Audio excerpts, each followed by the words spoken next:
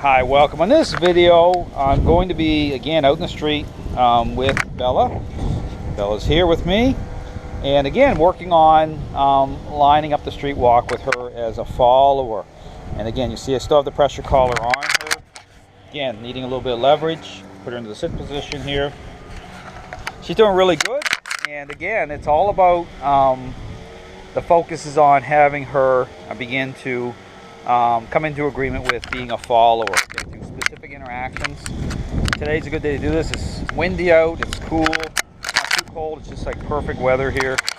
So I'm going to walk her down the street here a little bit, and going a little bit further this time, getting my pace up a little bit with her, because again, the goal of her owner is to begin to be able to walk her or run with her, actually jog with her. So I'm getting the foundation of that going on, but I'm stopping her along the way here, back into the sit. Doing good. Moving forward here with her.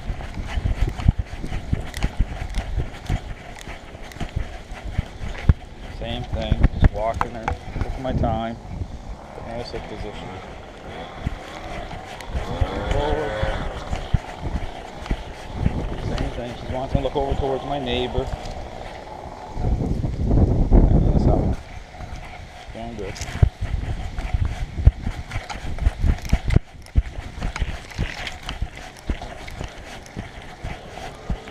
Moving forward. See her down here.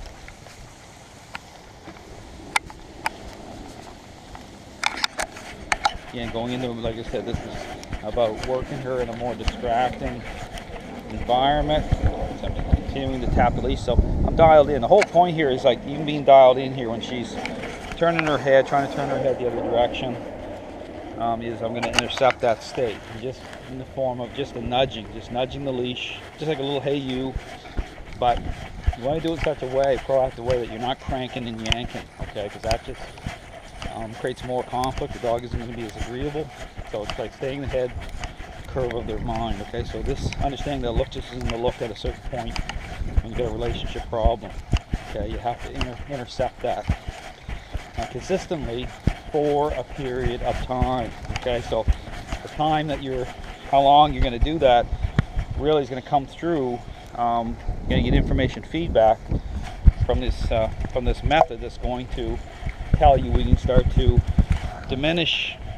The method can kind of start to diminish somewhat, okay? So again, see how I'm advocating here? She's right beside me on my left side. I'm one-handing this, tapping a little bit as I go. She turns her head, I just nudge it a little bit as I go. So you want to be as proactive as you can even as you're walking, okay? Just dialed in, tapping. The tail's wagging. Okay, this is just about relationship. Stop, move again.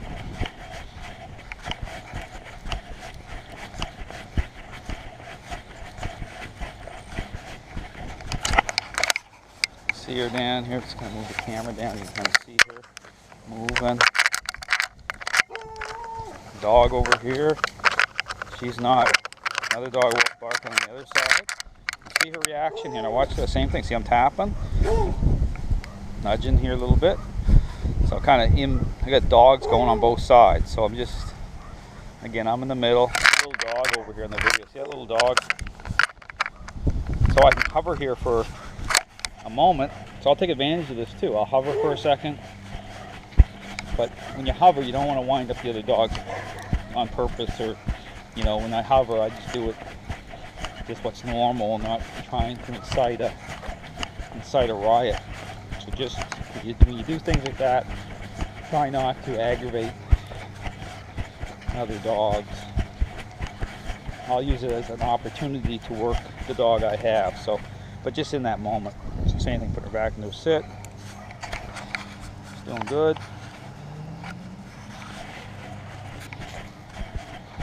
And moving forward. Like I said, we're going a little further than we did before. Same thing here. If you have a dog that tends to, and you'll see them try to drop down a little bit, it's like their mind's reacting, just nudge them a little bit to help lift them up. Lots of activities today. Got people out here using the cool day as an opportunity to do their lawn work and everything. Temperatures in it's 70, probably 70, I'm guessing like 74, 75 degrees. We're absolutely perfect. Same thing, I'm just tapping a little bit as I'm moving, just to help to get her to come up a little bit more with me.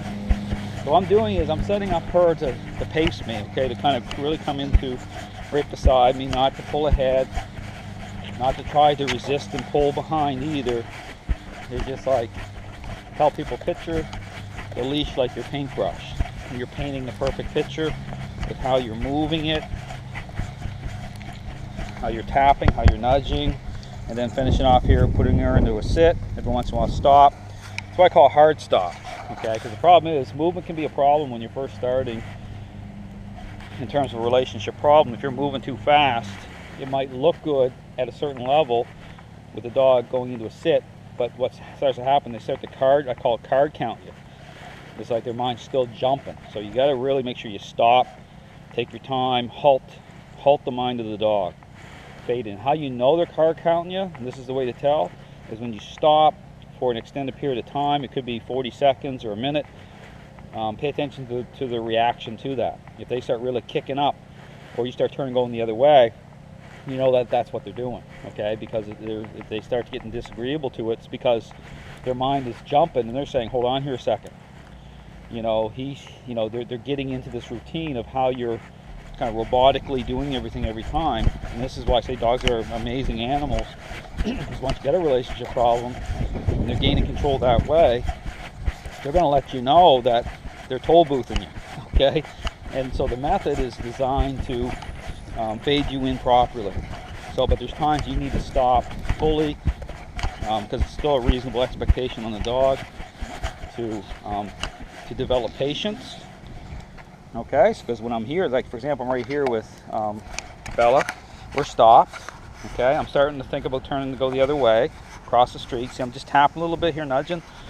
Even the air scent a little bit, I'm just tapping. You know, of course, dogs are going to use their nose to scent, but it's the level of investment. Okay, you can even, when you watch a dog that you know you have a relationship problem, it's how they're holding their nose up in the air. It's like a guided missile. Their mind's jumping, so you want to even intercept some of that. But just do it in a way that's proactive, just a little nudging. We're going to go the other way here again, taking our time. Because I always tell people less is more. Don't focus on distance initially. You want to make sure that this is lining up properly. Stop her again, put her into a sit. I'm going to put her into a down right here. I'm going to put a down pressure onto her. Keep her going down. There she is. When she gets down there, I don't want her sniffing the ground. A little push and pull down there, and then back up. Her feet are moving, receptive, and then off we go again. So now we're walking into the wind. You might have a little hard time hearing me, so apologize for that. You do. I'm across the street again.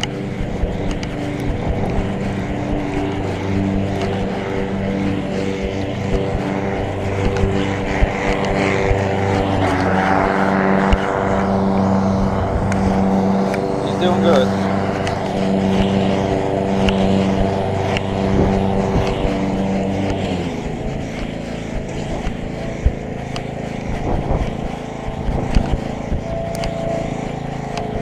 Yep, doing good. She's just coming along here. I just give her a little, you notice your dog kind of falling back. You can give them a little bit of a nudge just to encourage them to move up a little bit more. And this is where you get into like the fine tuning of things, where you can kind of, once you get a dog is really coming into a follower role really well, just like taking sandpaper to the rough edges a little bit, and just how you nudge that leash is like you bring them right up. You want their head, you don't want them ahead of you, but you want them kind of right beside you and floating right along beside. So here I'm just nudging her a little bit. She's a tendency to want to pull back some. Because she'll do that, she knows she can't get ahead of me. The next thing you know, they're trying to pull back, because there's a reason they don't want to be right beside the individual the way that I show, because that lines it right up. The same thing, you look at the dog, look, this monitor their intensity. Dog, I stopped again, there's 2 dogs over here. You can see them over there barking. See her right there, just tap, see I just nudge my knee a little bit. See I just tap with my knee, not hard, but just a little bit of a nudge. I use my knee to kind of intercept. And by doing that, all I'm saying is, hey, I might get to meet them, but it's gonna be through me when I decide, okay? Based on the fact that I'm already dealing with a relationship problem, so we have to, you gotta connect that way. It's like being a parent. She's doing really good. Again, just tapping her, nudging her up here a little bit. The big thing is, you know, staying focused on your dog to make sure that you're active with working the leash even as you're moving, because that represents being consistent in the method. With the method, stop every once in a while, put her into a sit, little push pull, and off we go again. Good. Like I said, it's a perfect day for a walk. Walking, neighbors out watching their vehicle.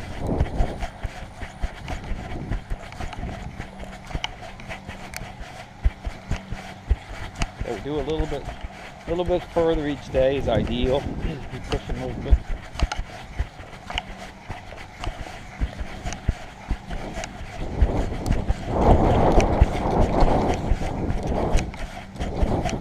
Hey Glenn, how you doing? Good. Go up. Get a little more resistant here.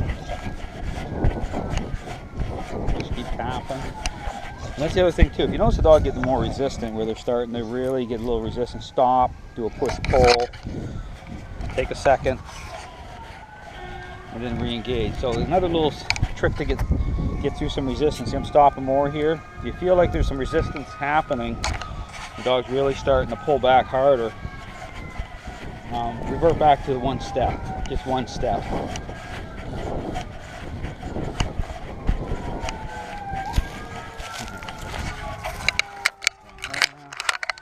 So anyway, that's a little video on Bella. She's doing really, really well. Again, it's all part of lining things up to the walk. Again, this is all part of the process, so it's, like I said, different interactions and how they kind of all come together to create change. So just like it's default, just by default, how you're interacting with your dog. So again, she's doing really good.